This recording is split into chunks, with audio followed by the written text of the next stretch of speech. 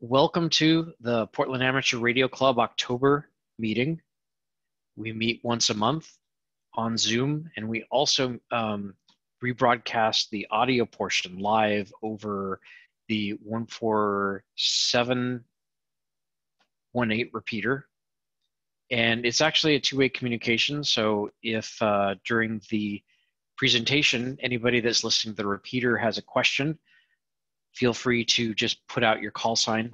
I'm going to actually unmute the repeater now, and it's everybody that's on Zoom, you can see the repeater is actually labeled repeater as soon as I find it.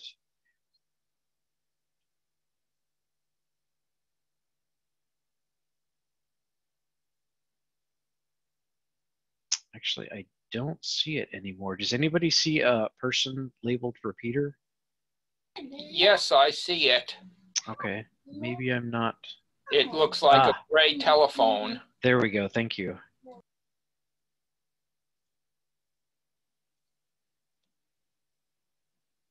And so, Pete, I asked it to unmute, and you may actually need to unmute it. There's a couple of guys chatting on that repeater right now. Oh, there are, okay.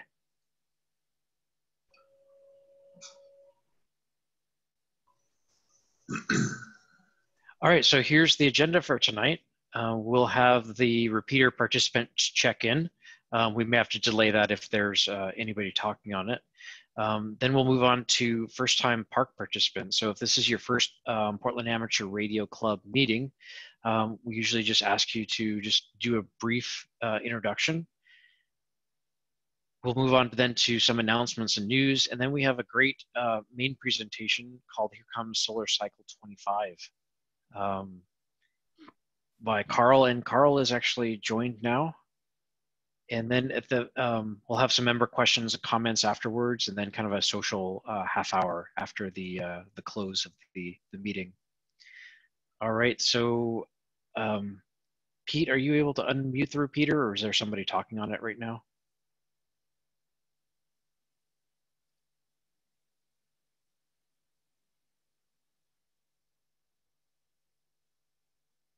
So the audio link from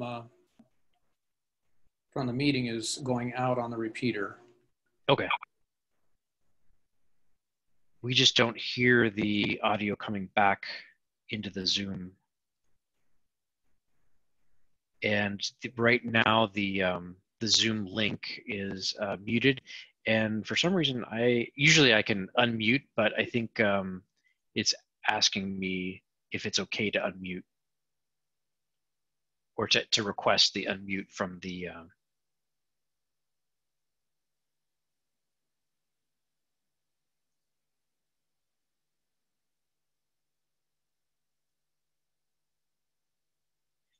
and what I can do is, I think there actually is a keystroke to unmute, and I don't remember what it is right now for Zoom. But if anybody has Google next to them and would like to Google how to unmute on the phone in Zoom, just let me know. So we'll come back to the repeater participants check-in.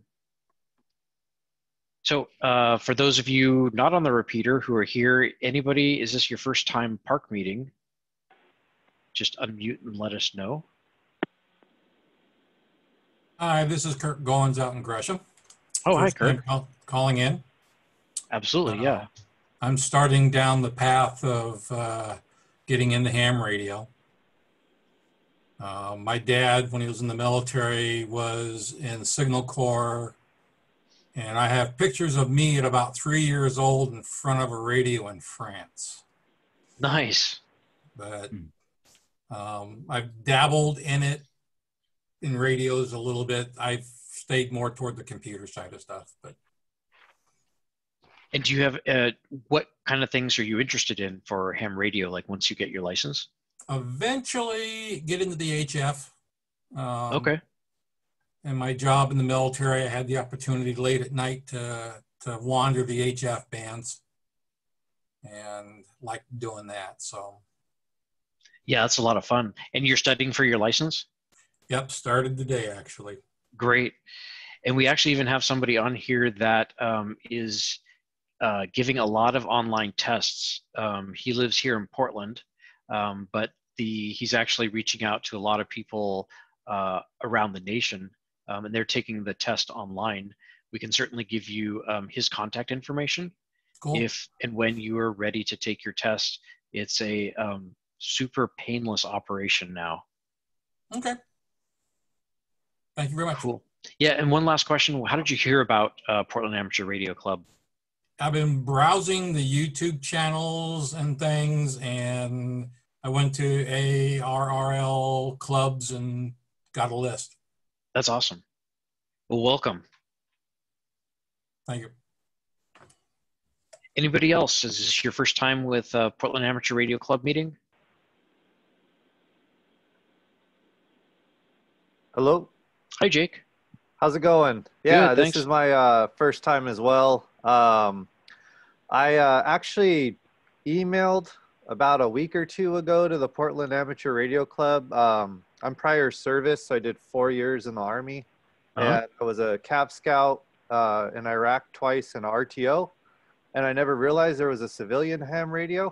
So I wasn't trained in it, but with everything going on, and I talk for a living anyway, I was like, well, why not do it on the radio as well in case the grid ever goes out? So yeah, honestly, just looking for an Elmer right now or somebody to help me out in that regard. Definitely, I got my book, but I'm kind of lost at this point. It's very technical and a little beyond my capacity right now, but I'm willing to learn and willing to learn anybody that'd be willing to teach me. So. Well, that's great. And so how did you find out about Portland Amateur Radio Club? I looked it up. I just typed in Portland Radio. Oh, that's awesome. It was like one of the first ones that came up on Google. So. Nice. Yeah, well, you really came to the right place because there are a lot of very knowledgeable hams here that are definitely willing to answer any questions, help you out with what radio to buy, what kind of activities there are.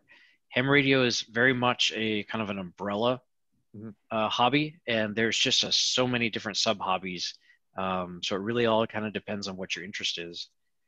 Some people, like a lot of people here, they like CW and communicating with very low power across around the world. Other people like just the VHF local handheld radios that you can take camping or hunting. So yeah, feel free to reach out to anybody here. You can always email the club, and we can pair you up with somebody or people who can help you out. Perfect. Thank you. Thanks, Jake. Anybody else? Hey, yes, I'm here. My name is George. I'm outside. There's no video. I recently acquired a license, KJ7REX. And I joined your list, your membership and all that. And it's my first meeting. Oh, that's great. Well, welcome. Thanks. Yeah, and how did you hear about us? I forgot. My grandpa was a ham, and I've been forever planning on joining the ham radio, license and getting a license and all that, but been putting it off for many years. Now finally here I am. Well, congratulations on getting your license. Thank you. And that's a great call sign. Yeah, KJ7REX. Somebody asked me if I was a paleontologist. I'm not. I have a PhD in engineering, but not in paleontology. Well, that's great. Well, welcome. Yeah, I emailed someone and they forwarded me to Herb. He took my license test in last week or so. Yes. Oh, that's awesome. So anybody else, is this your first time with the Portland Amateur Radio Club? Anybody on the repeater?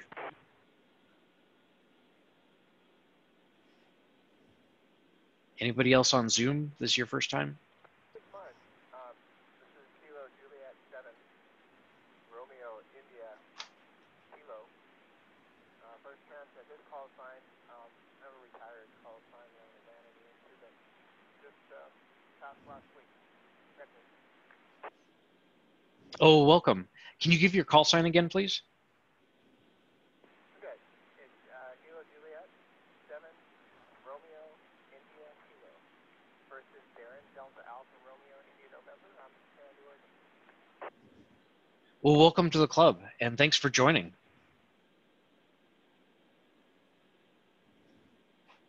All right, anybody else? One last time. This is your first Portland Amateur Radio Club meeting.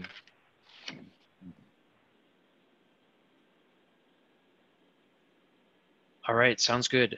Say, Max. All right, yes.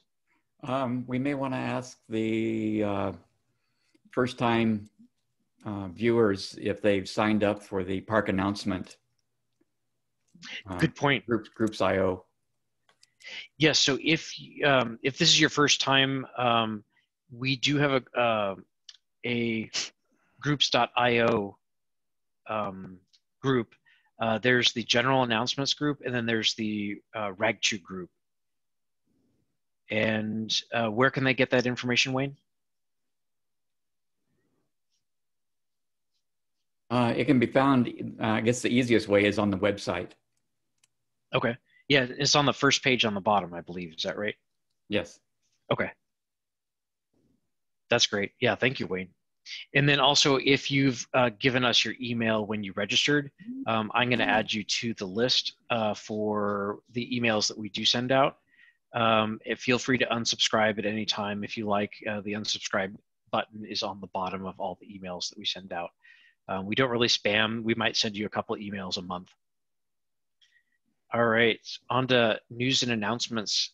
Dan, do you want to talk about the upcoming sprint tomorrow? Sure. Excuse me. Caught me off guard there. Tomorrow night, in case anybody's interested in on 40 meters, I'm going to be doing a special event station from 5:30 to 7:30. And it's part of the North American QRP Club. And they're doing a special sprint that's nationwide. And I'll be using a special call sign. It's November 3 Alpha /7 for the 7 call district. And I'll be on from 5:30 to 7:30. And I'll be out at Max's place because he has the big antennas. And and I'll be running 5 watts. You don't have to be a club member to participate. But if you do want more, you could go to November Alpha Quebec Charlie.com, NAQCC, and get all the information. I'll be doing that. And a couple other things real quick. Looks like we're getting a pretty good interest in starting another beginner CW class. And I'm still trying to organize a particular time and day for that, probably Tuesdays. I'm currently doing a class at 7. So we might do it either at 6 or at 8 o'clock if that works for people.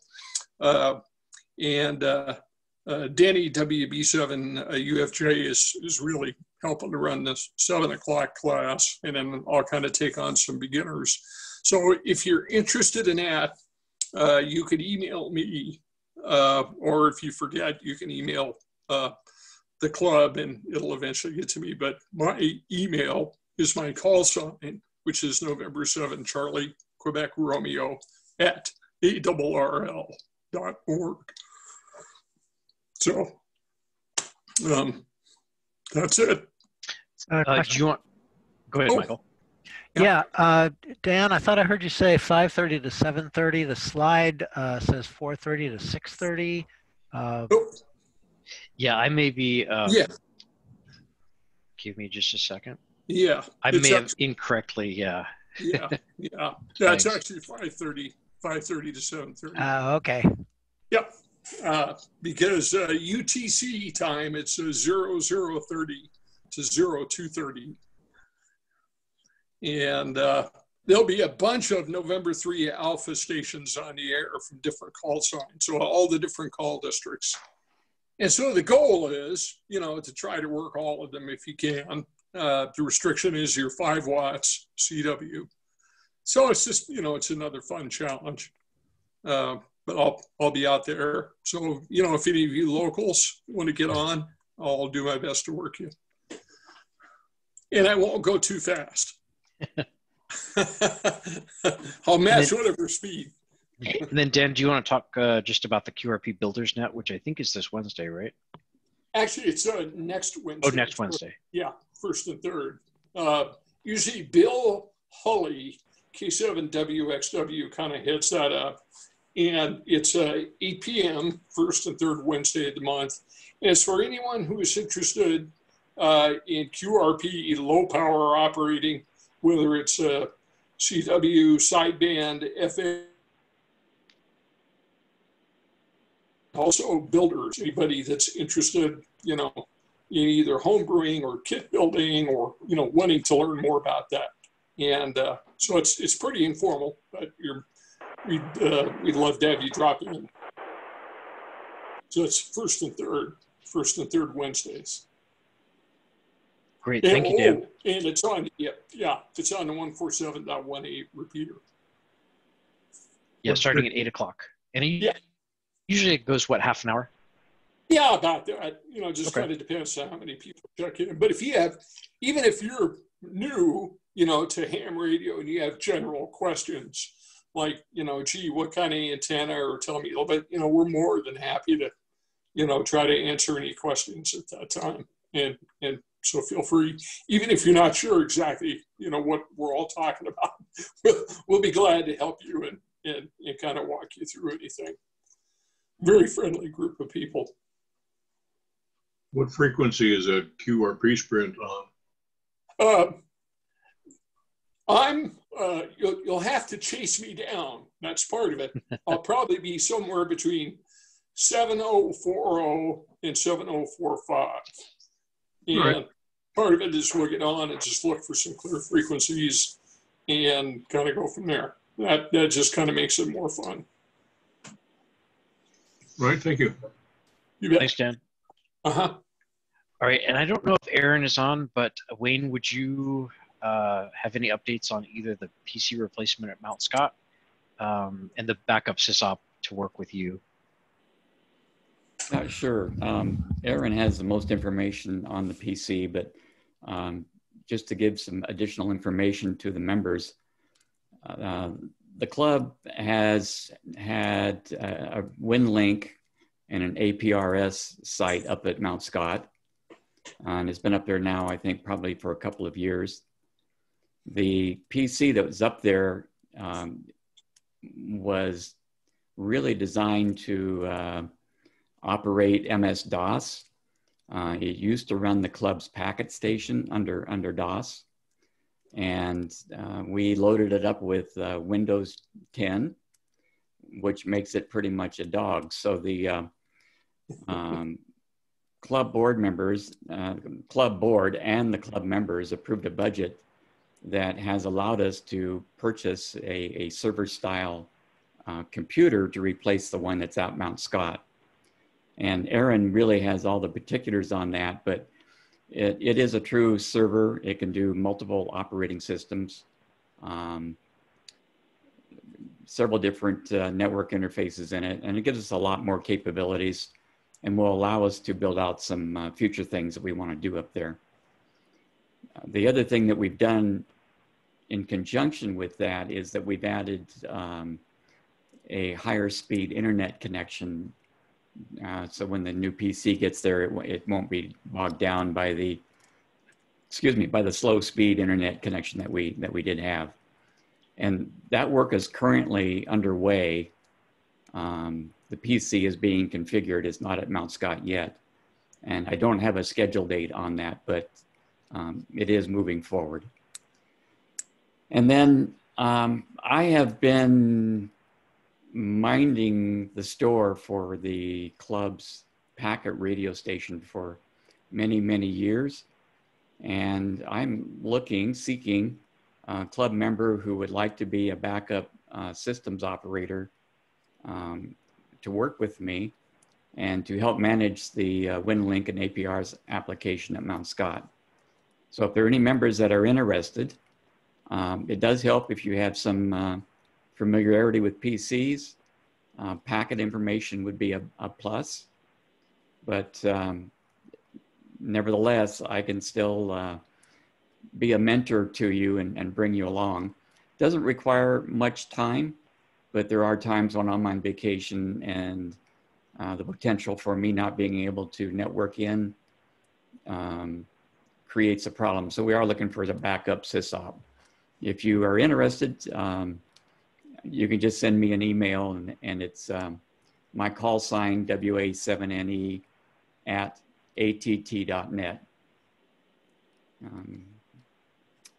I think that's about it. Max, I'll turn it back over to you. Cool.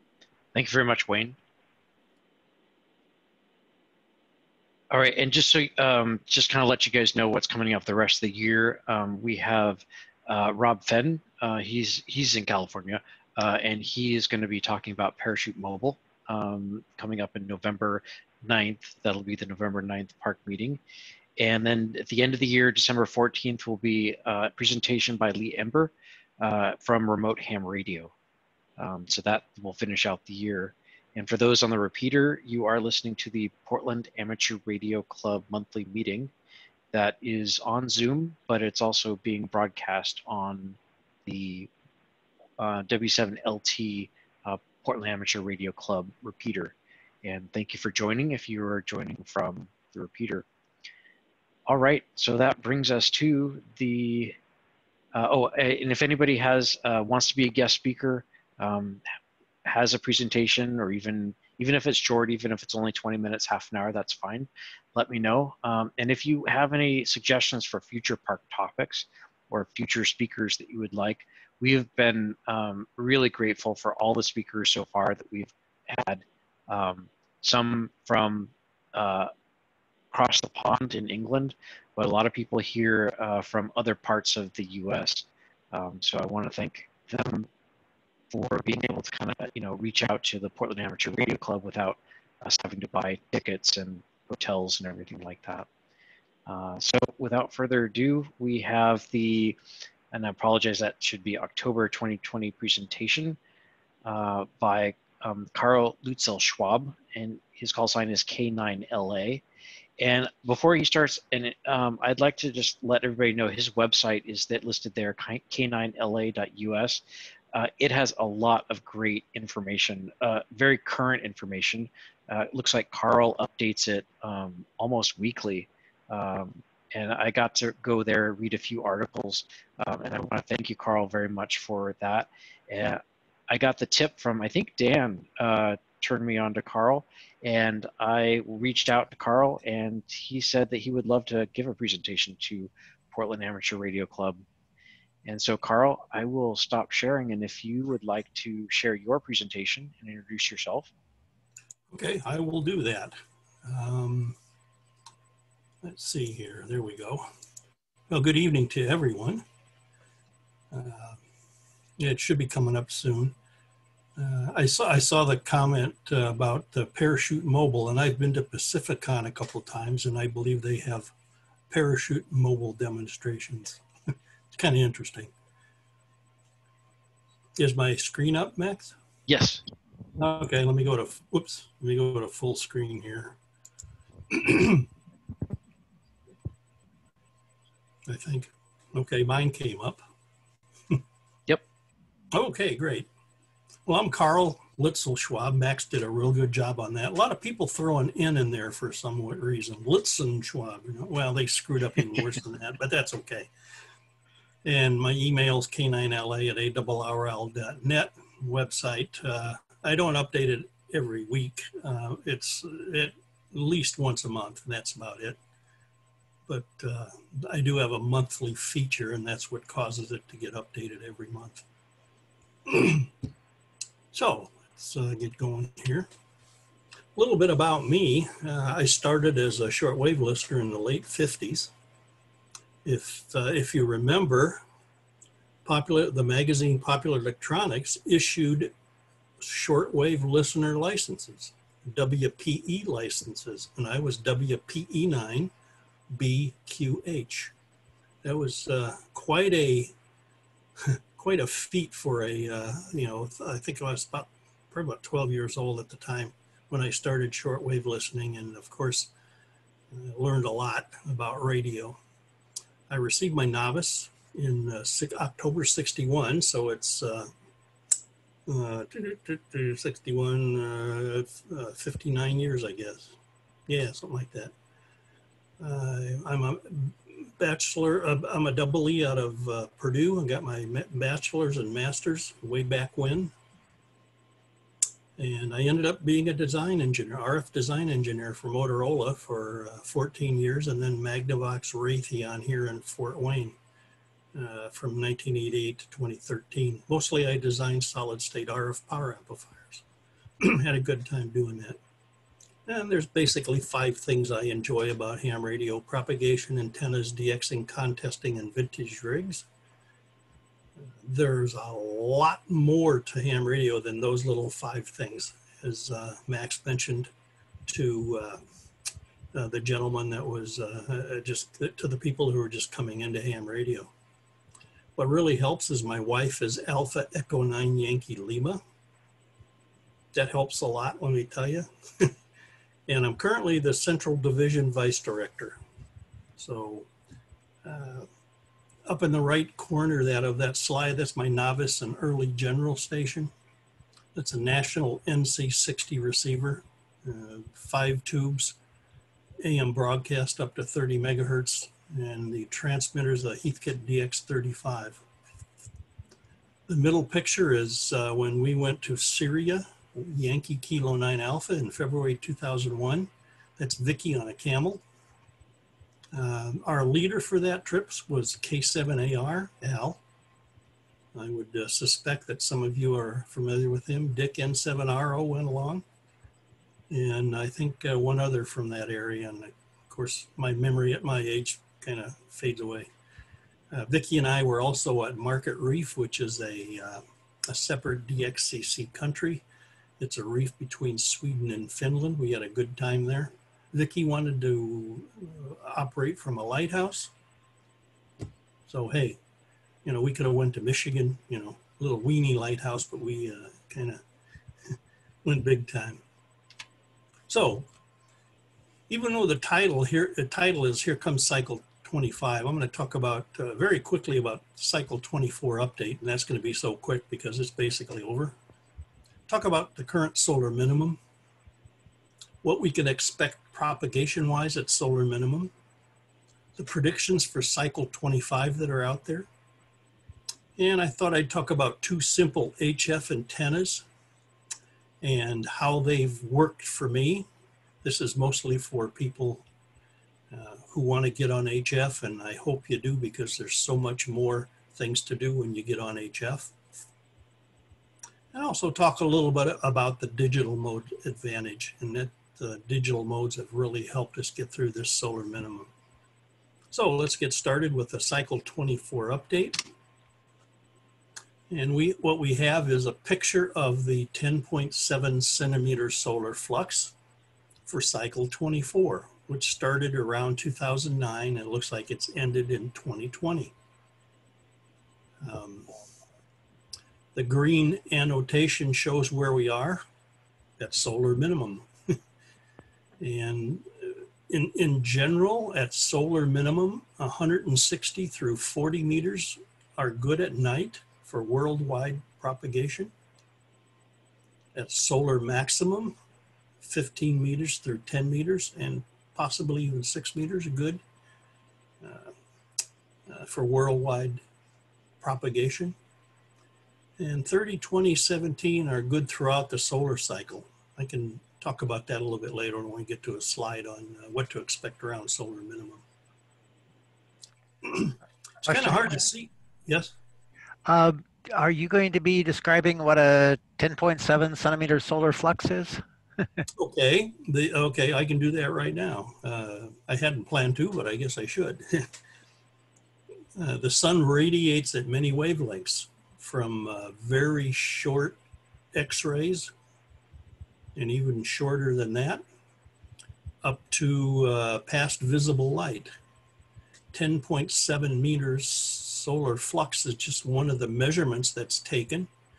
And it came about because there were lots of radars that became available after World War II, and they were easily modified to listen to 10.7 centimeters, which is kind of up there in megahertz, but that got it started, and we've been measuring it since 1947. It's an indication of the activity of the sun, just like sunspots are an indication of the activity of the sun. Now, sunspots, of course, are counted by humans, which, well, you got to remember, when humans get involved, we can be biased, we can make errors. Solar flux is good because it's a measurement. There's no human interpretation. But unfortunately, solar flux only goes back to 1947, whereas sunspots go back to 1750 or so. So did that answer the question good enough? Very well. Thank you. Appreciate it. Okay. Good enough. Now, as you can see on that cycle 24, there are two peaks. One in early 2012 and the other one in mid 2014. So why were there two peaks for this solar cycle? Well, what's happening is the solar hemispheres are not symmetric. And this is shown in the plot. We have cycles 19 through 24 plotted. And that little box at the top right says that if there's green, that means the northern solar hemisphere was producing more sunspots than the southern. The red indicates that the southern was producing more than the northern. And you can see in the last three cycles, 22, 23, and 24, they were all double peaked. And you can kind of see why. One hemisphere was kind of active and it kind of died down, and then the other hemisphere was active and it died down. Of course, what we'd like is both hemispheres to work in sync, and that'll give us a big cycle. It's interesting that of all the 24 cycles, this double peak is only seen in 22, 23, and 24. So what does that mean? I don't know. I'm not sure we know what that means. It just means that the solar hemispheres aren't working together. What does that mean for the future? Well, it could mean that we're in for another small cycle, but we'll talk about that when we get to the cycle 25 predictions. The current solar minimum. Well, all I can say is the good news is it looks like we're on the way up. Okay. So here's a plot of preceding minimums. So the minimums between 18 and 19, 19, 20, 20, 21, 21, 22, 22, 23 were only about 2 years in terms of my definition of solar minimum, when the smooth sunspot number was below 20. And you can see those 5 solar minimums, the smooth sunspot number went below 20 and then went to its minimum about 1 year later. And then about 2 years later, it rose up through 20 and it was on its way to the next solar cycle. So we got used to very short solar minimums. And then along comes the minimum between 23 and 24, which was our last minimum. And it lasted almost 5 years. So that kind of threw us off. And the dark red line is the current solar minimum. It says we've been going through a very long solar minimum. It's probably going to be longer than the last solar minimum. At least we seem to be headed up by that thick red line. It looks like it reached a minimum about 39, about 40 months after it descended through a smooth sunspot number of 20. So we've been through a very long solar minimum, but there's still lots of stuff to work, and we'll get into that a little bit later. So here's a more detailed picture of this solar minimum. What I'm plotting is the sunspots from cycle 24, the monthly mean, in other words, the monthly average. Those are the red vertical bars. The blue vertical bars are cycle 25 sunspots, the monthly mean, monthly average. In other words, count the sunspots every day and then divide by the number of days in the month. And that's the monthly mean or the monthly average. Now we can tell whether sunspots are from the old cycle or the new cycle by two things. One is where they emerge on the solar disk. Sunspots from a new cycle emerge at the higher solar latitudes. And as the cycle progresses, sunspots emerge lower and lower in latitude. And at the end of the cycle, they're pretty much on the solar equator. The other way is to look at the polarity of the sunspots, because what sunspots are is just a magnetic field coming out of the sun and going back in. So there's a polarity associated with that, and we can measure that, and that's how we can tell if a sunspot is 24 or 25. Now, the first official cycle 25 sunspot was in July 2019. You can see that little blue thing right there in Jan, February, March, April, May, June, July 2019. It was pretty quiet after that for cycle 25, and then it started picking up. And September was not a very good month for cycle 25, but October so far has had more cycle 25 sunspots than September. So hopefully things are going to start rising here, ascending pretty quickly. But what the takeaway of this is that solar cycle 25 is alive. And that picture in the lower right corner, if you remember the movie Young Frankenstein, that's where that came from. It's alive, right? Right, okay. So what's propagation like here at solar minimum? We've been there for a couple of years. It looks like we'll probably be there for maybe another year. What we can expect, well, since we're at solar minimum, 160, 80, 60, 40, and 30 should be open worldwide at night. Of course, on these lower bands, you should pay special attention to sunrise and sunset times at both ends of the path. At times there can be sunrise and even sunset enhancements in signal strength for a short period of time. 20 and 17 to a somewhat lesser degree should be open worldwide during the day and early evening. So even though we're at solar minimum, 20 meters is still there. And why is that? Well, even though the sunspot number may be 0 and the 10.7 centimeter solar flux is bottomed out, we have to remember that solar flux and sunspots are only proxies for the true ionizing radiation, which is extreme ultraviolet. Oh, good. Somebody liked that. Okay. So even at solar minimum, there's still enough extreme ultraviolet put out by the sun to keep 20 meters and 17 meters pretty much open worldwide during the day and early evening. And I remember in the discussion before the meeting started, I think Wayne was talking about the NAQCC, about 20 meters. So yeah, get on 20 meters. It's a good band throughout the whole solar cycle. And of course, the ionosphere is very dynamic. It varies quite a bit. So there could be occasional openings on the higher bands, even though we're at solar minimum, mostly of a north-south nature to the Caribbean, South America, Central America, and VKZL. And some other places too. So there's still a lot of activity. You just had to make sure you're sitting in the chair with the radio on.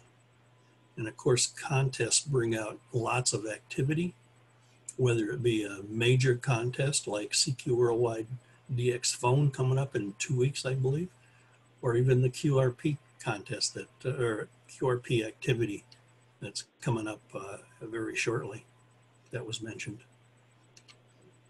And of course, during solar minimum, don't forget about sporadic E, especially on really on 6 meters and 10 meters during the summer and even in December. Sporadic E in the summer is best in the late morning and early evening, and you can see that in the plot there. This is old data from 1957 and 1958, but it's still very valid. All you have to do is pick the month and then move up vertically. And you can see that around 10 a.m. that there's a 50% chance that there's going to be sporadic E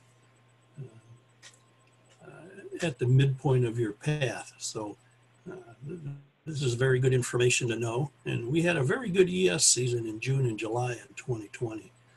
Hopefully you guys took advantage of it out there. Probably maybe worked some JAs, I bet, on 6. But just remember, sporadic E doesn't appear to be tied to a solar cycle that much, and it's going to be there just about all the time in the summer. So we're at solar minimum. How do we know if what the bands are doing right now? Well, one way is to look at one of the many websites. For example, dxmaps.com, that's where that figure comes from. I've selected North America up in the top row, and then the next row down I've selected 50 megahertz. And what it does is take spots and plots them on a map. And you can see who is working who. And this was 6 meters on a June day from 2033 to 2049 UTC. It updates probably every 5 to 10 minutes, I bet. So you can see what's going on, and it's easy to say, wow, it's loaded, I better get on the air. There are other maps similar to dxmaps.com, WhisperNet, PSK Reporter. Also, if you if you copy CW or have a program that could copy it for you, there's the IARU NCDXF beacons. They operate on 20, 17, 15, 12, and 10 meters. There's 18 of them worldwide, and all you have to do is listen for 3 minutes and you'll be able to tell where a certain band is open throughout the world. So that's pretty good. We've got some pretty good indications of what's going on right now. Okay, cycle 25 predictions. As of right now, there are 39 predictions out there for cycle 25. Now, if you count those vertical bars, there's only 38 shown. That's because another one came out after this plot was done by, oh shoot, I didn't reference who did that. Well, darn it, I thought I did. But it's one of the solar scientists, NASA, and NOAA, NASA, and all that stuff. Now, the average of all 24 cycles is about 179, and that's where that green line is. You can see most of the predictions are for a below average solar cycle. Okay, there are a couple that are above. Now, why are there so many predictions? Well, it's because we simply don't fully understand the sunspot process. We've got great ideas, but we still don't have it pinned down real good. So unfortunately, there's going to be lots of different predictions by people who think they're right. But of course, only a few will be in the right range, and I'm not sure they're going to be in the right range for good reasons. It could be they just lucked out because we just don't understand it yet. And it's unfortunate that a solar cycle is so long. It's about 11 years. It takes us 11 years to basically validate our predictions. So this is a very slow process trying to understand what the sun is doing. Here's a distribution of those 39 predictions. I broke it into buckets of smooth sunspot number, 0 to 24, 25 to 49, and then all the way up to 225 to 249. As I said, the average solar cycle is 179, and that's what the red annotation is. And again, you can see that most of the predictions are for a below average cycle 25. Now, there are 3 predictions on the far right here for a big cycle 25. So, one of these 3 predictions for a big cycle is from McIntosh and others. It's based on the apparent length of the magnetic cycle within the sun. You know, sunspots are the sunspot process depends on how plasma flows in the sun, which is tied to the magnetic fields. So that's how they're kind of thinking things are going. And their data says that we're in for a big cycle. Now, we'll have to, I'll let you know which prediction is true about 2025 or so. That's all I can say. Now, if you would like to read more about Cycle 25 predictions, one of my monthly features in August, last August, was talked about Cycle 25 predictions, and it included talking about that Macintosh big cycle prediction. Max has a copy of this presentation, so I'm sure he can put it on a website or do whatever he wants with it. And so you don't have to copy down that URL there. You can get it off the presentation. Yeah, I appreciate that, Carl. We're gonna, just so everybody knows, we will have a copy of this video posted onto YouTube. But the link that you'll need is going to be on the www.w7lt website, and it's on the meetings page. Okay. Yeah, thank you very much, Carl, for allowing us to post that too. What was that call sign? W7LT? That's right. Yep. Okay. .org. Okay. Okay.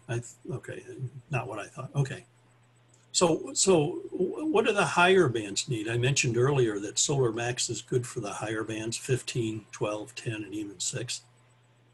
So here's just a quick view of what we need in terms of 10.7 meter solar flux values for the various bands. Right now, our solar flux is probably around 70, kind of. So we got a way to go. 15 meters, when we start seeing solar flux values around 85, we should start seeing more consistent 15 meter openings. When the solar flux gets up to around 95, we should start seeing more consistent 12 meter openings. 10 meter openings, we're looking for a solar flux around 105. And for 6 meters, well, we need the solar flux to really be up there, around 150. That may not occur if cycle 25 is a pretty small one. But again, the ionosphere is very dynamic, so don't give up. You really need to get in the chair and sit and listen and look at dxmaps.com or one of the other maps. Okay. So if I take that data from the previous slide and plot it on a prediction, one of the predictions that is most prevalent, you can see when we can expect 15, 12, 10, and maybe even 6 meters to come back. Probably in early 2022, we will probably have more consistent 15 meters. 10 meters, probably early 2023. 6 meters will be around the maximum of cycle 25. It'll be best in the fall and winter months. So we got a way to go here, but at least, like I said before, we're going up, and hopefully that will continue.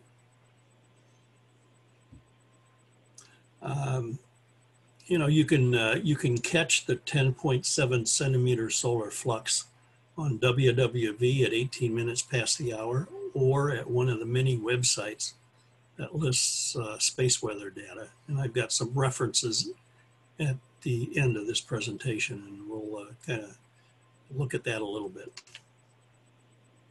Okay, something that really helps in getting on the air is an antenna. And here are 2 simple antennas that I've used, and they've done a very good job. One's a vertical and one's an inverted V.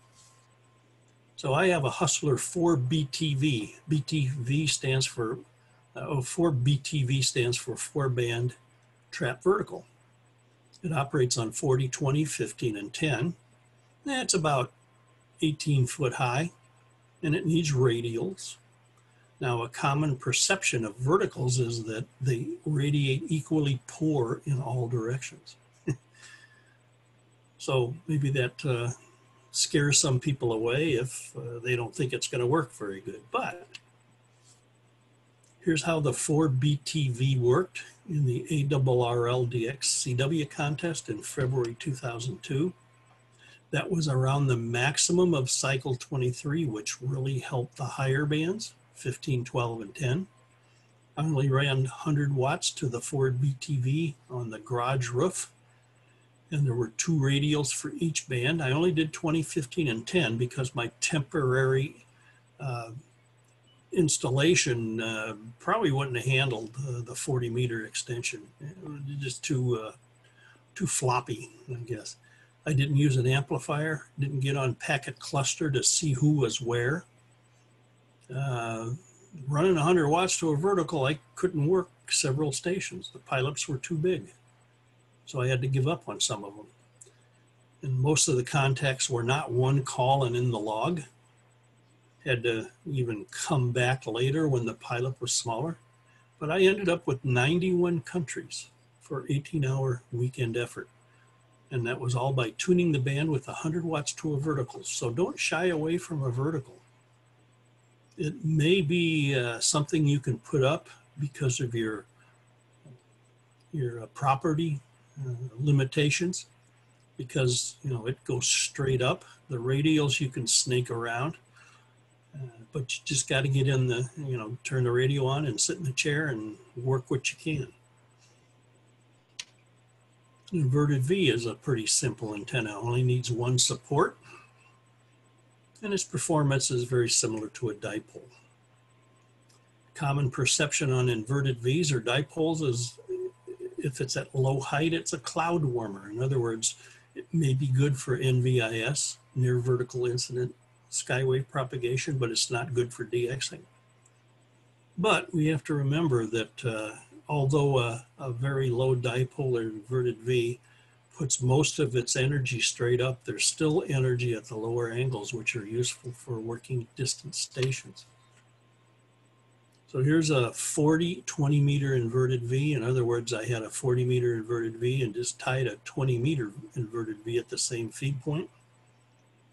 The apex was at 40 feet, which is quite reasonable, even for a city type environment. A 2-story house with a chimney is a good idea.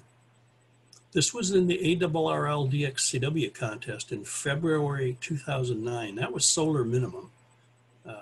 So this is a good example of what you can work at solar minimum. And I picked 40 and 20 because 40 is good at solar minimum and 20 is good throughout a whole solar cycle. I used my old Viking Ranger 2 and a Drake 2B receiver. Ran about 50 watts output. I ended up with 79 countries. There were several stations that couldn't work, and of course most of the contacts were not one call in the log, but sitting in the chair and listening and working, nothing big pileups. You can do pretty good. And here's a real good example. Here's a 160 meter inverted V with its apex at 45 feet. I even had to bend the ends to fit on the property. Now, 160 meter antenna that low, everybody thinks that you can only work, close in stuff in VIS and maybe a couple states over. But using 1,000 watts and a low noise receive antenna, I worked all 49 states. I missed Alaska. I even worked some Western Europeans and also Caribbean. Now the amplifier really helps on 160 because signals are generally near the noise level and it helps to have more power. Now, a very good vertical installation would beat the inverted V in most of the contacts, but you still can work lots of stations with an inverted V at low height, so don't shy away from it either. Again, I can remember my novice days. I had a 40 meter dipole at about 12 feet because that's what fit in the yard. And of course, not knowing anything about sunspots back in 1961, it didn't matter. it was just a thrill to get on the air, and hopefully that'll be what you experience, even though you have a modest antenna. The digital mode advantage. Here's two cartoons, like the CW ops listening on 10 meters, and all he says is, all I hear is noise. Then there's the digital mode guy. Hey, 10's open. Oh man, this is great. So here's a chart of how long it takes to make a QSO versus the sensitivity of the mode. JT65 kind of started it. It took about 4 minutes to make a QSO. The signal to noise limit in a 2500 hertz bandwidth was minus 25 dB. In other words, it could detect a signal 25 dB below the noise. Not bad. And then FT8 came along, and that's the one that's really taken off. It reduced the QSO time to about a minute. It gave up some sensitivity, but that's okay. It's still good. And recently we've seen FT4. It shortened the QSO time to 20 seconds, again by giving up sensitivity. Yeah, I compared it to CW because in a contest you could do a full two-way exchange of QSOs in about 15 seconds. And the minus 12 dB is what my ability of copying CW is. So you can see there's the digital modes have an advantage over CW. So that's one way that the digital mode advantage can happen. The digital signal can be below your noise level. Of course, how much depends on which digital mode you're using.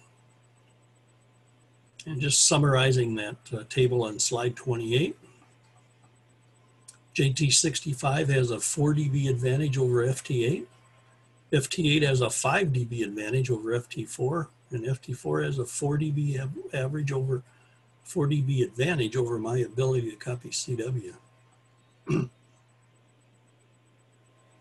And FT8 has a 9 dB advantage over my ability to copy CW. So the digital modes, even if you got a high noise level, may allow you to work stations that you thought were never there. Hey, Carl? Yes. Yeah, Michael again.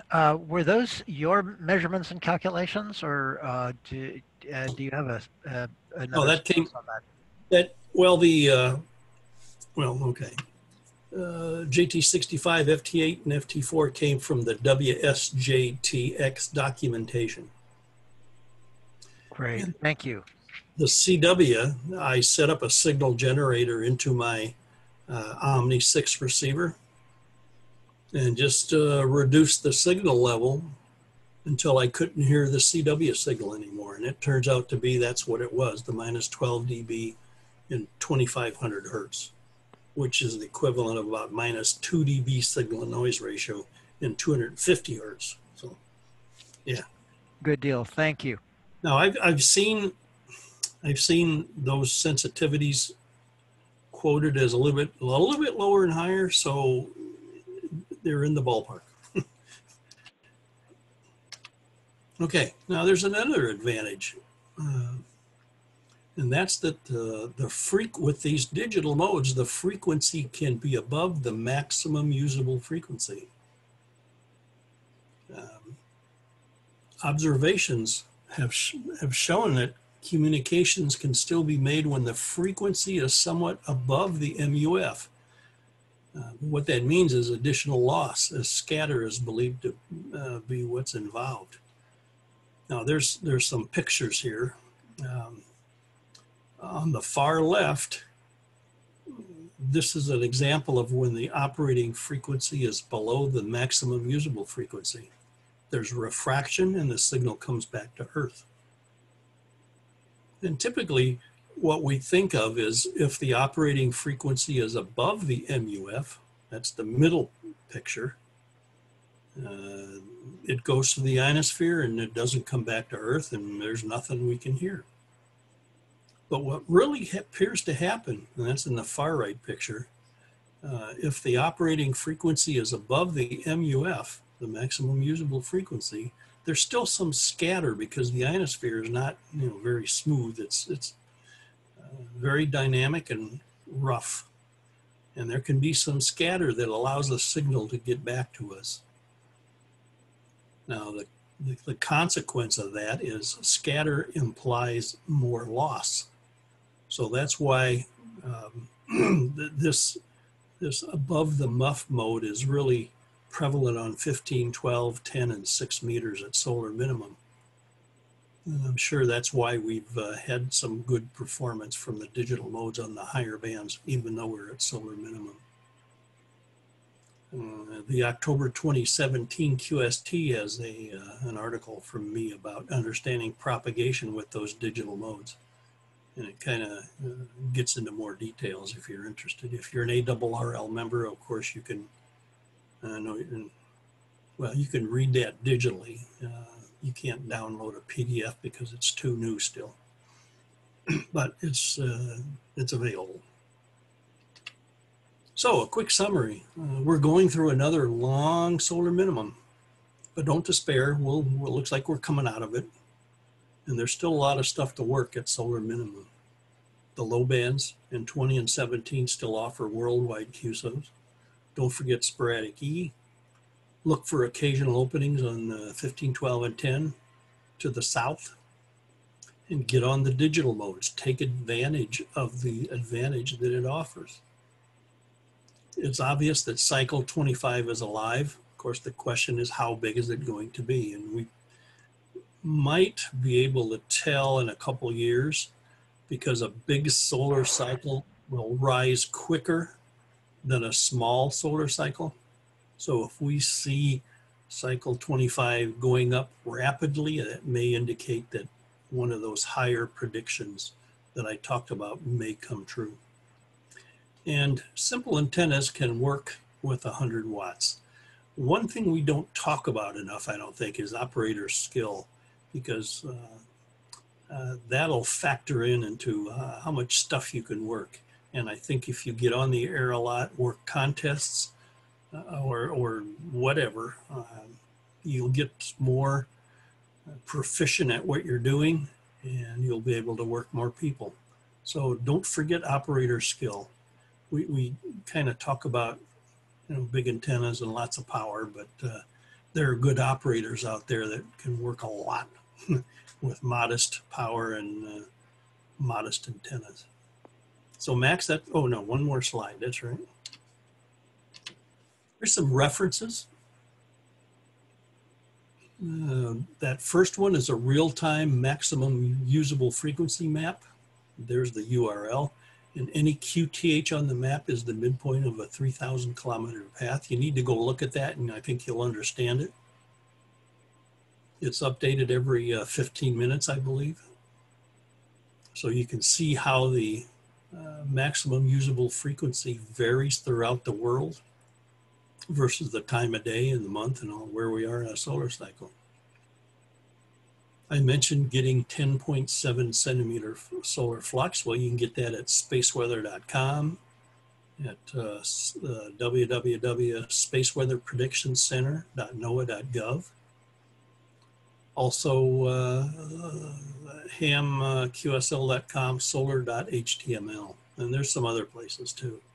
Even www.qrz.com, they have a little panel that gives the solar flux, the sunspot number, etc., and some other stuff. Here's an interesting website, especially for those of us in the Midwest, to look at lightning.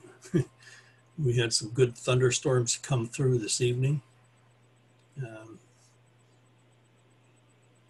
As I mentioned, the real-time propagation, www.dxmaps.com, pskreporter.info/pskmap.html, and also whispernet.org/drupal. You'll be able to see what people are working and it'll give you an idea what the bands are doing right now. And that's good to know. Even when you're operating that QRP contest, if you're in there playing around. take a look at dxmaps.com or one of the other two and see what's going on. Maybe that'll influence your decision on what band you should be on to work more people. So that's all I had, Max. Great. I'd love to try and entertain them. Absolutely. Thank you very much, Carl.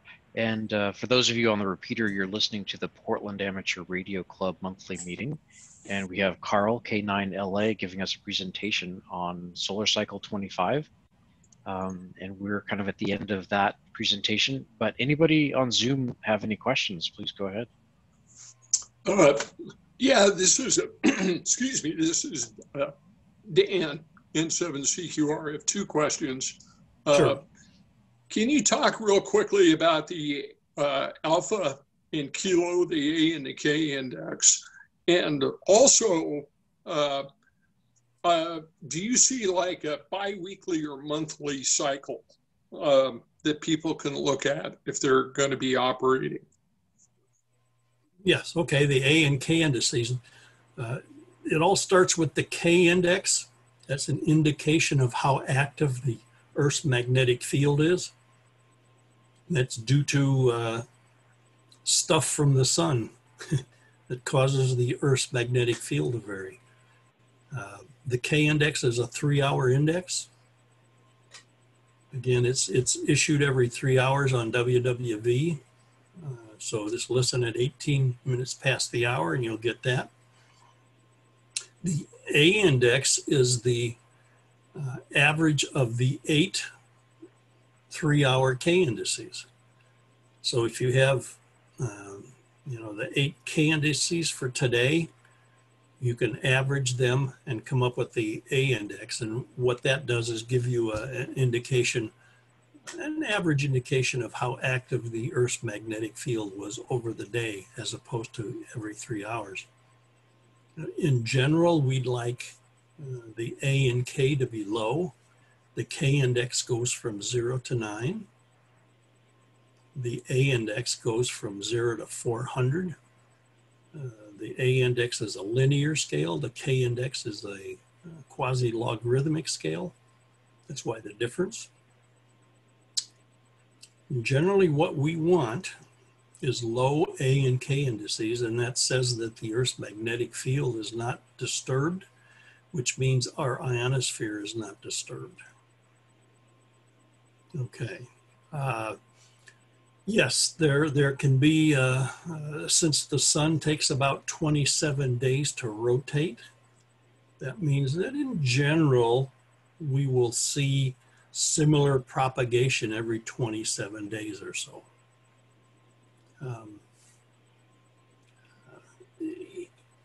There are lots of maps and data you can look at, and you can see this 27-day rotational period.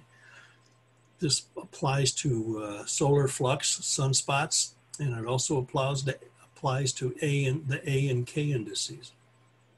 So you can kind of look a month ahead, basically, and see what's going on. Was that good enough, Dan? Yeah, that comes up a lot, particularly, for some of the QRP guys, because we've intentionally handicapped ourselves at 5 watts, and getting a good handle on propagation sometimes is really helpful. When we're trying to plan things. Yeah, a whole nother presentation is what does all that space weather data mean for propagation? And that's a whole nother presentation. So, but the best thing to do is get in a chair and get on the air.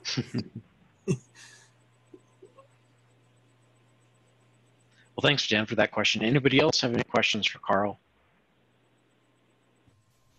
I have one. I did. Thanks for the presentation, Carl. I enjoyed that, and I'd love to hear one on space weather. I'm a relatively new ham, and there's a lot to learn. So yes. Okay. Well, that would be fun to hear. Okay. I have a question, though. Are there downsides to having super powerful solar cycles? Does it Sure. affect the lower frequencies disproportionately, or is it just all good? Thank you.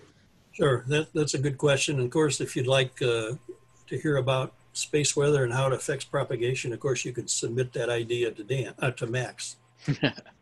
Right. And maybe next year sometime, because I know you're full out through December. Yeah, the Solar Max, what that generally means is the higher bands, 15, 12, 10, and 6 are going to be very good. You've probably heard stories of the biggest solar cycle in our recorded history, cycle 19, when you could work the world with 5 watts and a very modest antenna and 10 meters. That's the good. The bad is most solar flares occur at solar maximum. Solar flares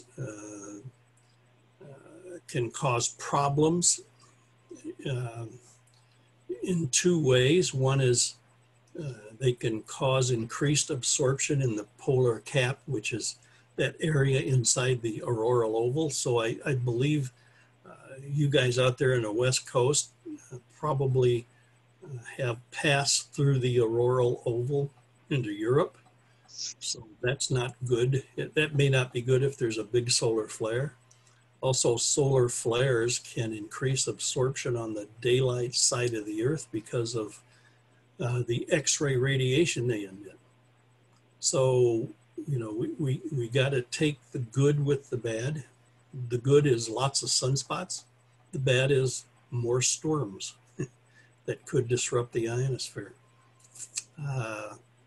In general, the A and K indices also maximize at solar maximum due to coronal mass ejections.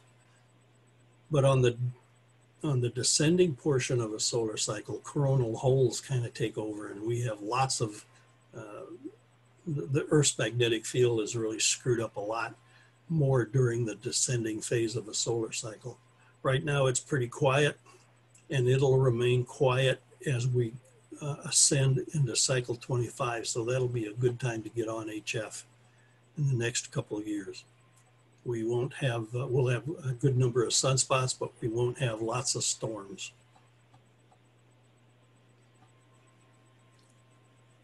Thanks, Nick. Anybody else have any questions? And if you have a question and you're listening to the repeater, just give your call sign. I do have one more question. This is Dan, N7CQR. Can you talk just real briefly, I know you mentioned some of it about gray line, the gray line propagation and how we might be able to use that? Yeah, that's a good question, Dan. I think the gray line is most important on the lower bands. And when the two paths, when the path between your station and another station is along the gray line, that's when propagation can be very good. And all you have to do is look at the sunrise and sunset times on both ends of the path. And what helps a lot is to use a mapping feature that does that for you. W6EL prop has a mapping feature where you put in your location and the target location and the date and the time, and it'll show the 2 great circle paths, short path and long path. It'll also show you where the terminator is. And when the terminator aligns with the long path and short path, that's what we call gray line. So it's good to look at mapping features. GX Atlas by the VE3NEA, I believe, has a mapping feature, and you can look at the gray line that way too. There's lots of online maps that show the gray line. And I think you just have to Google gray line and those maps will probably come up. But it's something you should pay attention to if you're a low band operator, and especially around sunrise and sunset times.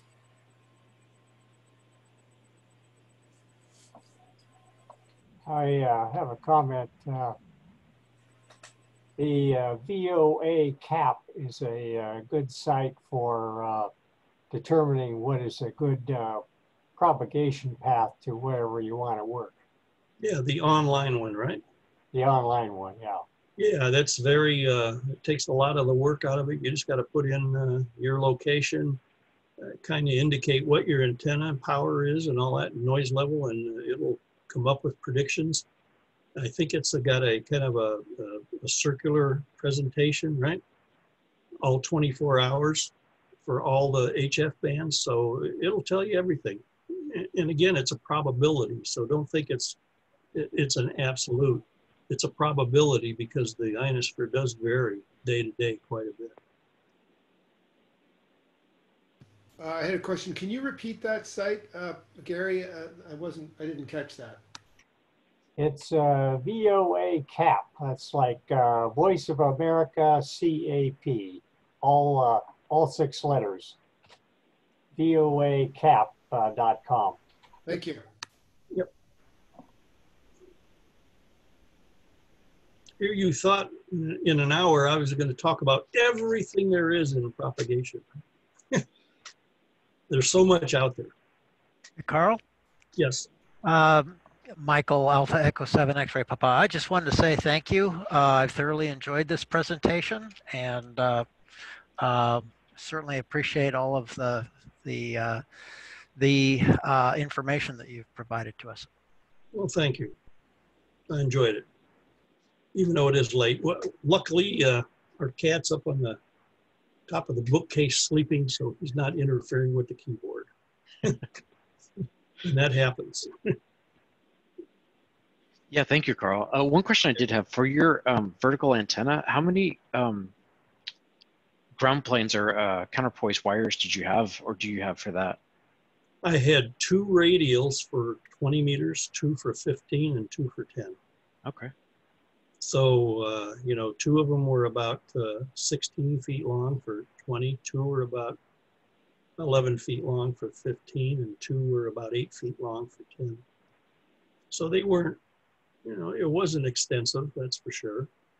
And it was a temporary installation, but it worked very well.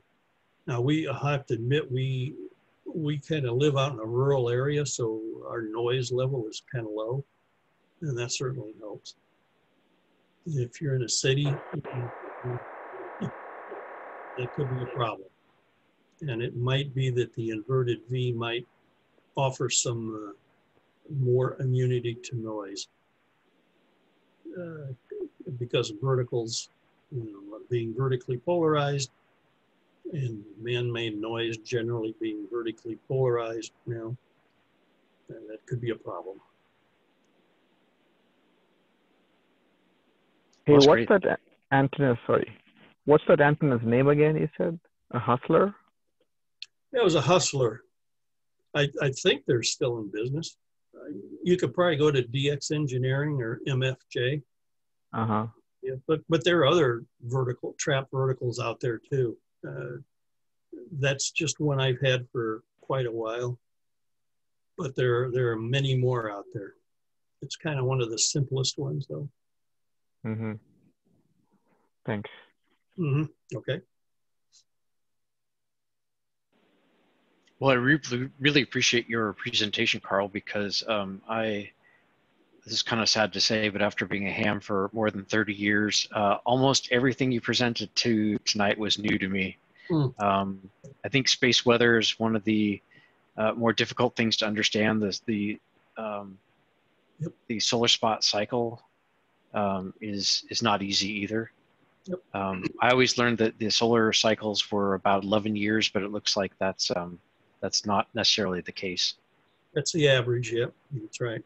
There have been some shorter, there have been some longer. So, and that's one of the problems we have. There's so many complicated processes going on up there. Yeah. We try and simplify them very much to make it easy to understand, but we can lose a lot when we try and simplify stuff. But we try. And there's a lot we still don't know. And yeah, there's a lot. Well, thank you. Anybody else have any questions for Carl before we let him go? I know, Carl, it's kind of late over where you are, being in Indiana. It's 3 hours later. Yeah, Yeah. Our part of Indiana is on Eastern time. So Okay.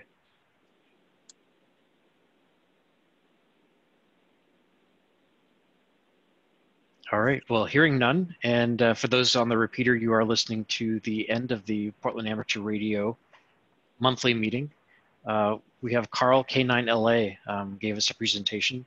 And like I put in the notes and mentioned earlier, if you go to the website tomorrow on the meetings page, we'll post the slide deck and the video of this meeting. So thank you very much, Carl. I really appreciate it. You're welcome. You're welcome. Okay, good. Okay, you're gonna have a video of the meeting. Okay, good. Yeah. From Dan Presley. That's a VOA cap, not BOA cap, but that's okay. So Marilyn asked if there's any time for general ham radio questions. And Marilyn, yes, actually, if this is your first time, introduce yourself. And this is a great time. We'll have kind of the next few minutes to kind of just socialize, ask any questions that you'd like. Oh, hey. Hi. Hi, yeah, I passed my ham radio certification like slightly over a year ago. I recently got it together to get a ham radio. I couldn't get to work, and I figured it was me. I have a Biofang BF FAHP. I could hear other people, but no one could hear anything but static from me, even if I went to like Mount Hood and picked a local tower, which I got by programming it from a website, so I'm pretty sure I had the right setup. So then rather than from possibly a dodgy seller on Amazon, I got a Yaesu FT60 from a local store. And same thing, I can hear people, no one hears me. And it doesn't seem to matter where I am or what I do. And I just thought, amongst y'all, someone is gonna know how to like figure this out for me. Yeah, so most people, or a lot of people now, start off with the Baofeng. They're a good radio at $25. Difficult to program, but fortunately there is some computer software that you can use to program that makes it a lot easier. I use Crisp, I think it's called, yeah. Yes. And then the other radio, the Yaesu, that's the one that I personally recommend to any new ham. And it should work pretty well for, are you trying it simplex, where you're just using one frequency to talk to the other person? Or are you trying to go through a repeater? Using a repeater, yeah. Okay. I haven't tried like handset to handset, I suppose. That would be a thing to try. Okay. Yeah, definitely try that. Also realize that a lot of the repeaters around here and around the country also have a PL tone or what they call a private line tone. And you'll need to program that tone in. Did you do that? Yeah. Yeah, I downloaded the stations off the, what is that? There's some website that the Crisp thing lets you download them from. Okay, yeah. I can't remember which website that is, but yes, that's one of the options. Checked them as well. I inspected the settings. I was like, yeah, that's right.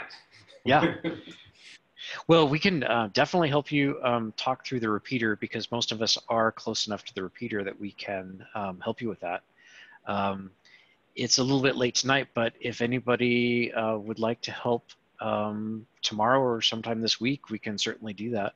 I can email you my phone number. And Great. Yeah, and I will chat to you my phone number. How about that? That'd be awesome. And then what is your call sign? It's KG8BNY. And where are you physically located? I'm in a southeast Portland.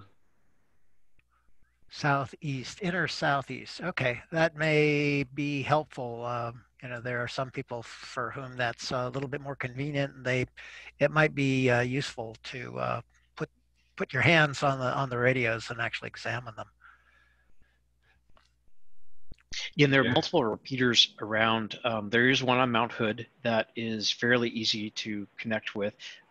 Sometimes it's a little iffy if you're inside the house, but outside the house, you should have no problems, even with just 5 all watts. around Portland. Like I said, I even went to Mount Tabor to visit the local Mount Tabor.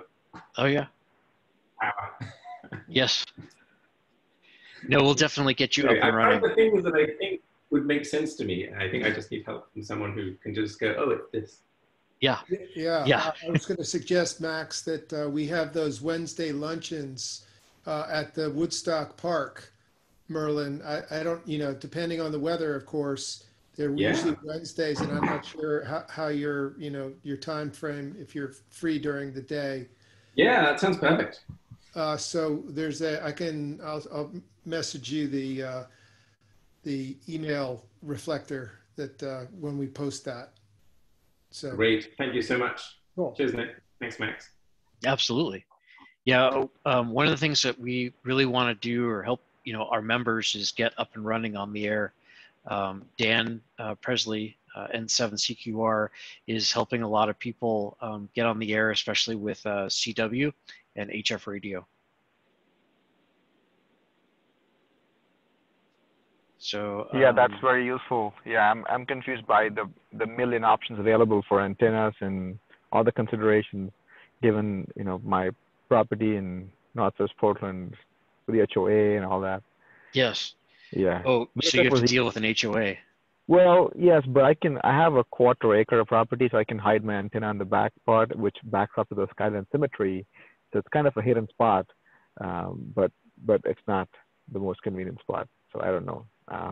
VHF and UHF are pretty easy, straightforward. I figured it out myself. But HF, I'm stuck. I'm struggling to find what's the best combination and all the possibilities that exist. Yeah, absolutely. And we do have quite a few of our members are in either southeast, northeast, or other smaller lots. And it is a little bit more tricky than my 5 acres with tall trees, but it's certainly not impossible. Mm-hmm. Yeah, I would love to talk to someone about it. Absolutely. And anybody else joined us late that would like to introduce themselves? Or anybody have a question in general or comment?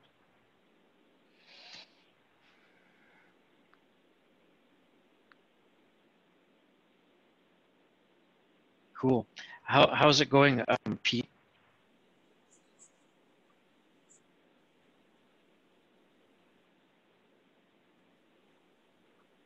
Did you ask a question?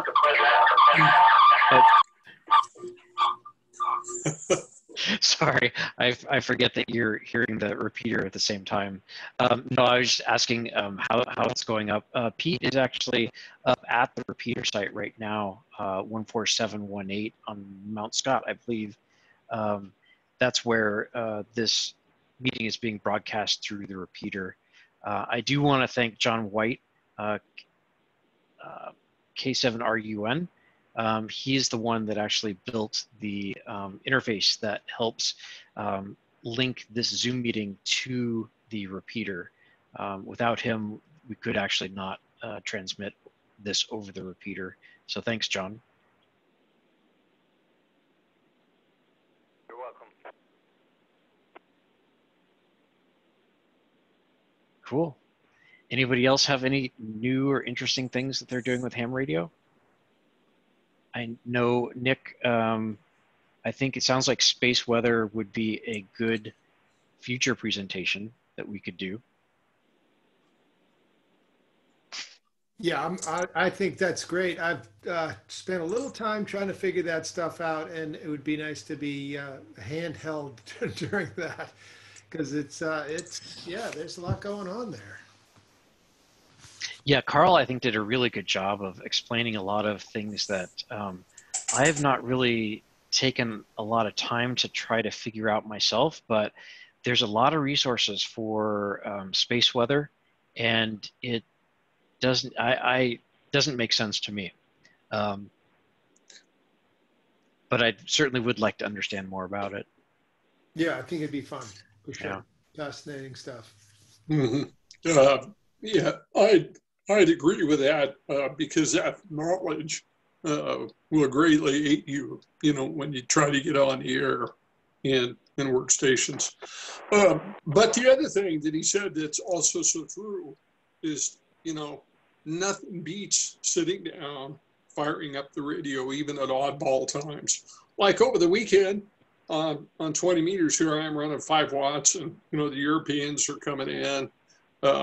Worked a whole bunch of people, up in Maine and Nova Scotia, 5 watts on 20 meters, and the band didn't sound particularly open until you started listening to the call signs. And all of a sudden these guys jump out, and they might only be there for an hour. But, a lot of times people go, oh, well, gee, I have to have 100 watts, or I have to have 500 watts, or I have to have a complicated antenna. 90% of it is just, getting even a very simple station and putting in some time to get on the air and start listening. And you'll be amazed, at what you can do. So I just want to encourage, people, because I hear a lot of people, oh, the sunspot cycle is bad, or I can't do this, or I can't put up a tower, or I don't have. Yeah, those things are all helpful, but at the same time, you can still work quite a few stations and have a lot of fun. Yeah, and so for some of the new people, one of the more popular activities in ham radio is either summits on the air, where we, as ham radio operators, will hike up to a local summit, or parks on the air, just going to your local park or a state park, national park, and setting up a small radio. And sometimes that actually helps lower the noise floor in the city, at home. You got a lot of electronics and things like that. Getting out, lowering the noise floor, you may not have as good of an antenna, but because the noise floor is so low, you can actually hear a lot more.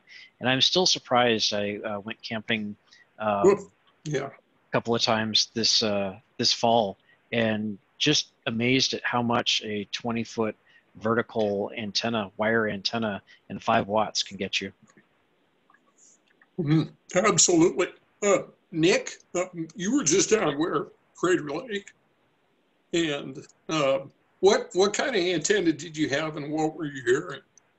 So Crater Lake was, it was up just on the northeast edge of the lake, of the national park, northwest edge of the national park. And I had that band hopper, that Soda Beams band hopper, where I was listening on 20 meters and 40 meters. And I had that about, I'd say 20 feet off the ground with a north-south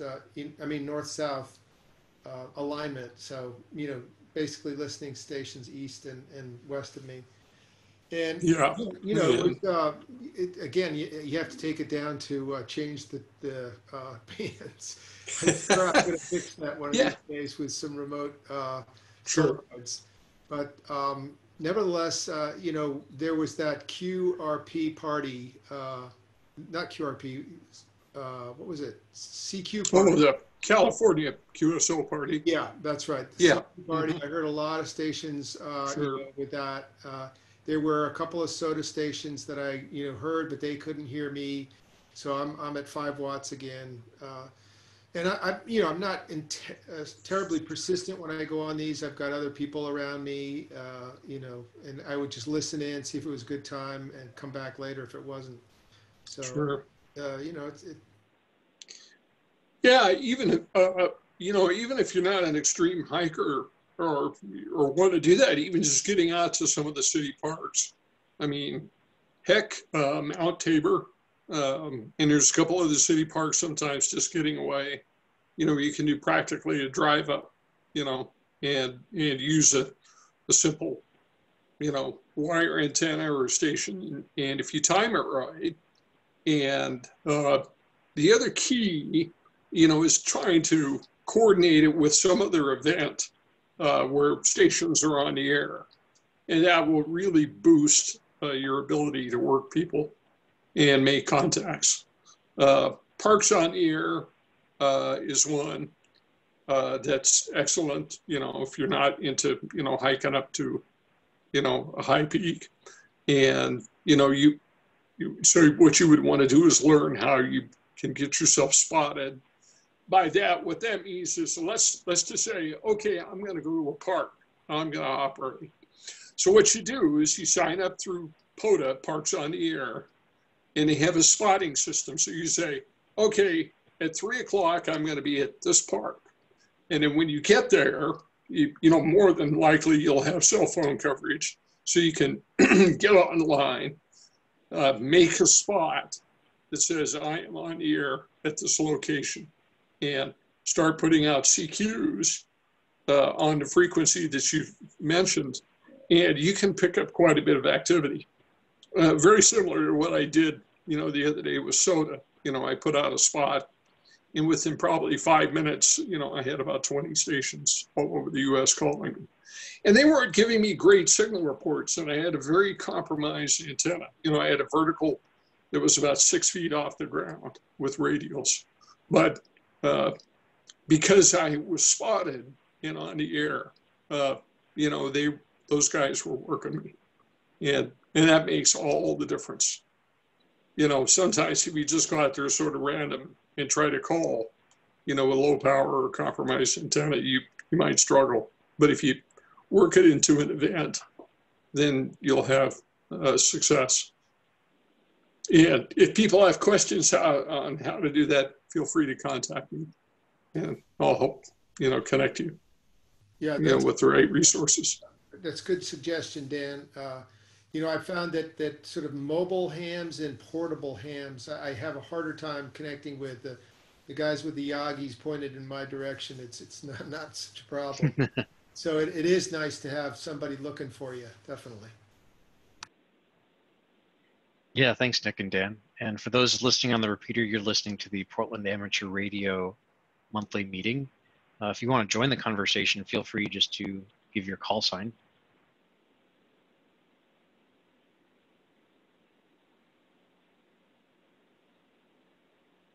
Cool.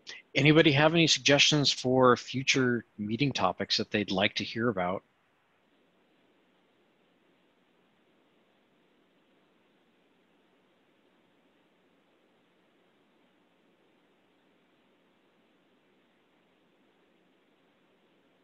I know a lot of the people in this club are fairly technical, and we've had quite a few technical presentations in the past, including tonight's to a certain extent. I think the way he presented it was great for even beginner people. But if you have a specific area that you'd like to know more about, just let me know. Just email me k2max@arrl.net. Ham radio is great because you can, essentially it's like such an umbrella, and there are literally hundreds of different things that you can do with ham radio, from fox hunting to VHF local communications, satellite work. I think there was Dan and Nick Marino, was it, that sent out a text message to us when there was was it a balloon that was flying over with ham radio gear on it? I think that was Pete that sent that, right? I'm not sure he can hear us, but I had to turn the volume down on the handheld on the desk here. That's what got me last time. This is Pete, W7PR. Yeah, it was a balloon launched from Tillamook, and my friend Bernie, W7DMC, and his friend, I think it's Ken, K7IRK, it is. Anyway, it was Ken's balloon, and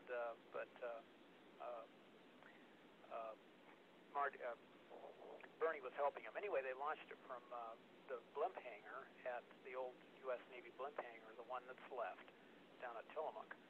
And it took off, and he had told me they were shooting for 30,000 feet. And so I watched it on and off, and it made it to, I think, 32,000 feet, and then it started to come down.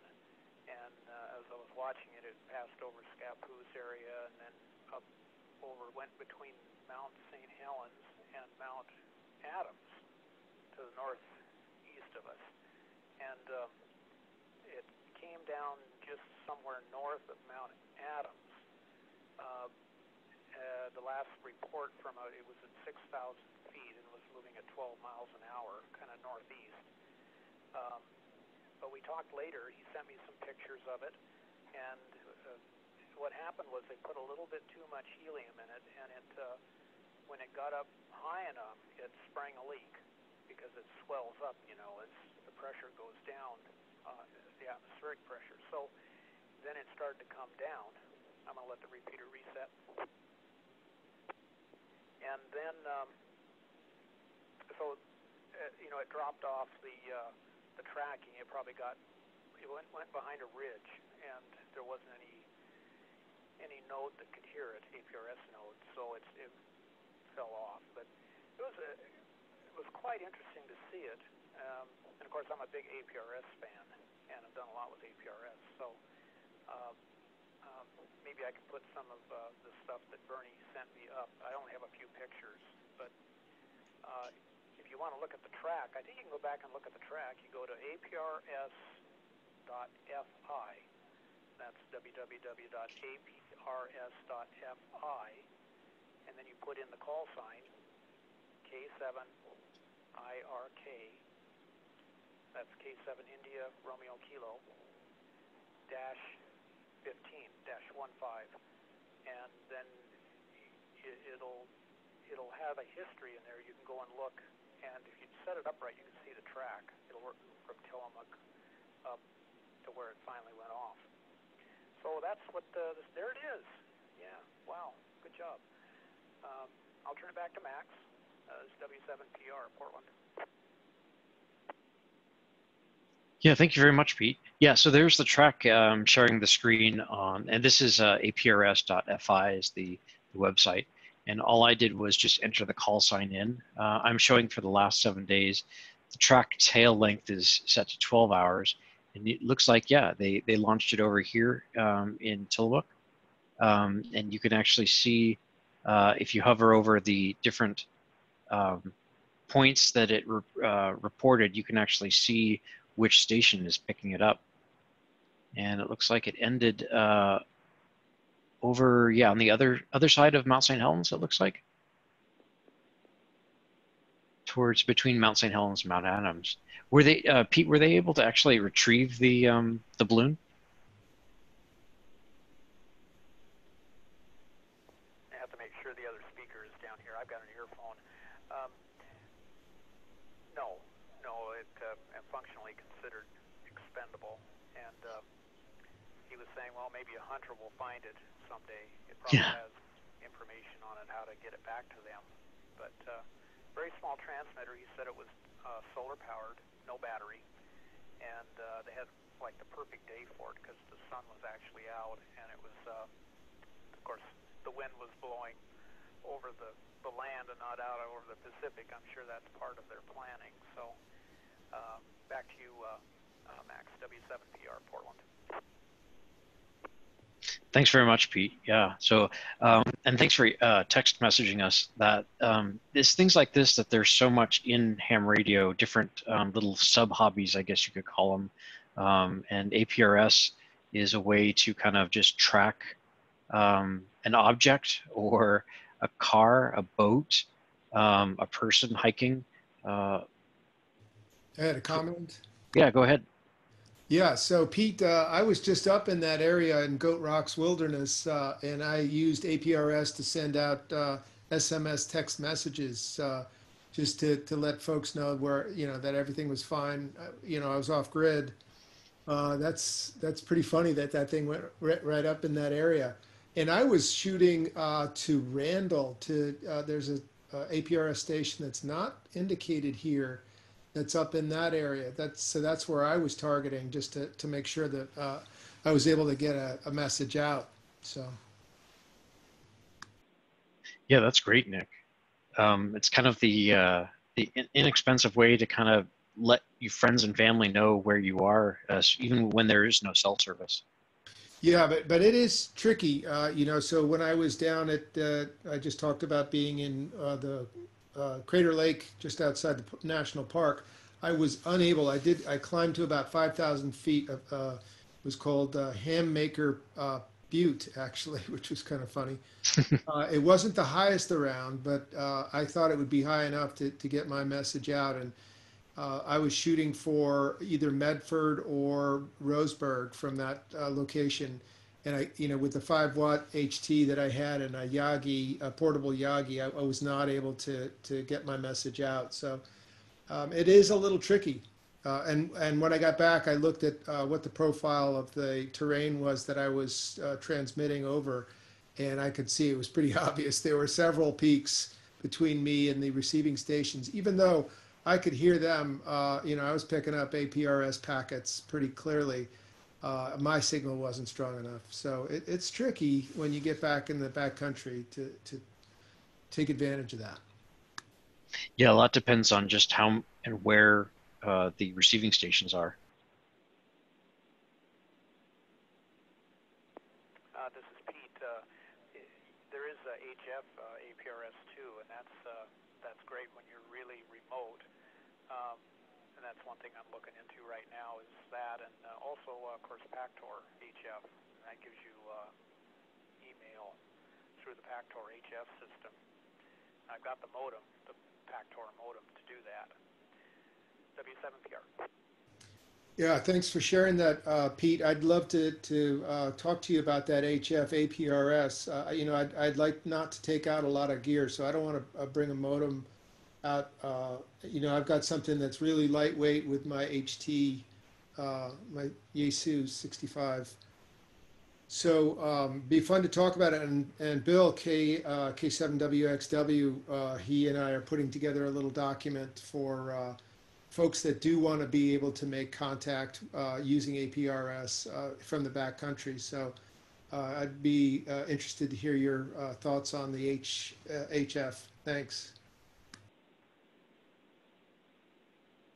The Yaesu FT2DR has an APRS built in. Yeah, actually, I think Bill uses that. So yeah, so I just brought a little. It's a Mobilink D. It's a very lightweight modem that connects to your phone on Bluetooth, and then you use. I have an Android phone, so I use APRS Droid, and it's great. When it works really well. So that's my setup. Yeah, that's great, Nick. I actually, a couple of years ago, was doing a little research on APRS and found somebody that took a inexpensive Baofeng handheld, a cable that then connected the Baofeng to his cell phone that was running an APRS app, and he put the whole thing in a package and mailed it. And he tracked the package. I think he just mailed it to himself or to somebody else that he knew. And they just tracked the package as it went along. It took a couple days to get there. So lots of interesting stuff you can do with this newer digital technology. Well, cool. Well, it is coming up on 9:20, and I think we'll go ahead and wrap up this meeting.